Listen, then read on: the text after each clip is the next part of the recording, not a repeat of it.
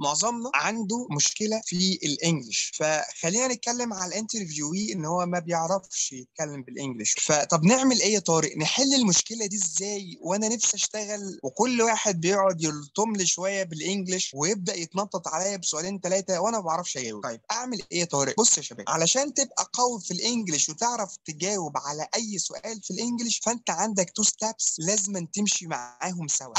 اول ستاب ان السي في بتاع حضرتك تحفظه زي اسمك بالانجلش. اول ستيب انك تحفظ السي في بتاع حضرتك بالانجلش، لازم تحفظه. يعني ايه يا طارق؟ يعني لو تفتكروا امبارح اما جينا بنتعلم كتابه السي في وقلنا ان انت لما بتيجي في الورك اكسبيرينس بتكتب النيم اوف كامباني والديوريشن والجوب ديسكريبشن والجوب تايتل، لو تفتكروا قلت لي شفت الجوب ديسكريبشنز دي؟ الاتش ار بيسالك سؤال بيقول لك حضرتك كنت بتعمل ايه في عزه فهمي؟ فالطبيعي هترد عليه بالعربي، انا بسال حضراتكم بالعربي، فهرد عليه طبيعي واقول له والله حضرتك انا كنت بعمل واحد اتنين تلاته اربعه في عزه فهمي، وكنت مسؤول عن واحد واثنين وثلاثه واربعه وخمسه. تمام.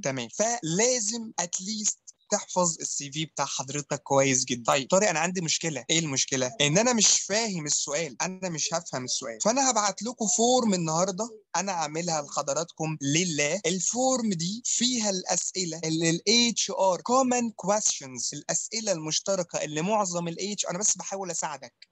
يعني انت ضعيف في اللغه الانجليزيه ونفسك تشتغل في اي شركه، بس انا يعني ايه بحاول ازقك شويه، لكن طبعا التوفيق من عند ربنا، وانا لسه انا كل ده في ستيب 1. فهبعت لكم فورم فيها الكومن كويستشنز بتاعه الاتش ار اللي هي ريليتد باي انترفيو.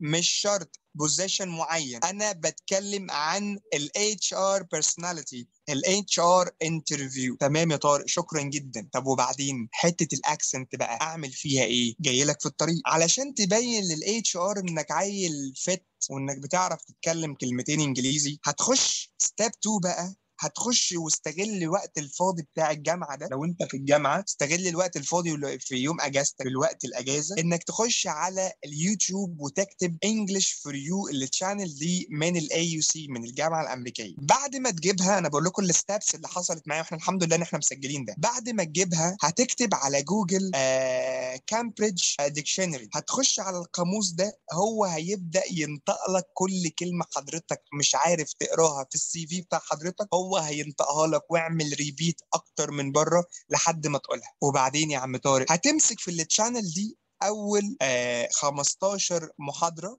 المحاضره حوالي 45 دقيقه لاي حد مش فاهم حاجه، عادي جدا اقسم بالله. فقشطه يعني، صباح الفل. خش سهلوا على نفسكم الامور، ما تصعبوهاش. الموضوع سهل بس محتاج حته جراءه. طيب خلاص يا عم طارق، انا حفظت السي في بتاعي بالانجلش، وانت بعت لي الفورم بتاعت الاسئله بالاجابات بتاعتها كمان. يعني انا هبعت لك الاجابه بتاعت كل سؤال وهبعت لك بالعربي كده. يعني انا هسالك سؤال بالانجلش وهجاوب لك عليه بالانجلش، والحاجه اللي هي اجابتها مش عندي هقول لك كده بالعربي. حط يا معلم الجوب ديسكريبشنز اللي موجوده عندك في السي في، حط يا معلم مش عارف ايه، وهكذا. يعني هيبقى الموضوع فريندلي قوي بينا. طيب ستيب 3 بقى، بعد ما نخلص الحاجات دي كلها، تقعد بينك وبين نفسك تسال نفسك السؤال وتجاوبه، تسال نفسك السؤال وتجاوبه اكتر من 100 مره. المهم انك تبقى واثق، وتقعد مع واحد صاحبك. صدقوني والله العظيم، اقعد مع واحد صاحبك. تعالي يا منى، لو انت بنت يعني، تعالي يا منى، تعالي يا عفه، تعالي يا ايا يكن اسمك ايه، تعالي اقعدي معايا، خدي الورقه دي، اساليني السؤالين دول واي سؤال يعجبك فور اكزامبل يعني، وانت جاوبي. مره هتغلطي، التانية هتغلطي. التكرار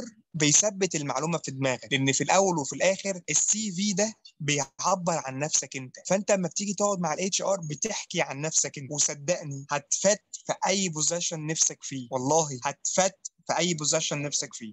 لو خلصت ال 15 فيديو دول وخلصت الكلام اللي بقول لك عليهم دول، انسى ولا يضايقك اي بوزيشن بالانجلش ولا اللي هيفيدك في ال 15. ويا بقى لو خلصت راوند 1 بتاعهم اللي هم ال 30 حلقه، اللي هيفيدك انك هتعرف الرايتنج بتاعك هيتحسن، الريدنج بتاعك هيبقى كويس جدا جدا، تعرف تقرا كويس جدا، تعرف تكتب كويس جدا، بل بالعكس السبيكنج بتاعك هيبقى كويس كمان. وكل ده فور فري. يعني انا مش بقول لك انك يعني استغل، حاولوا انكم تستغلوا وقتكم. يعني اكتر من كده انا مش هروح اشتغل مكانك يعني. فدول كانوا الثلاث حاجات الرئيسيه اللي بقول لحضرتك علشان تفت في اي انترفيو وتباس اي انترفيو. خش يا باشا وتوكل على الله.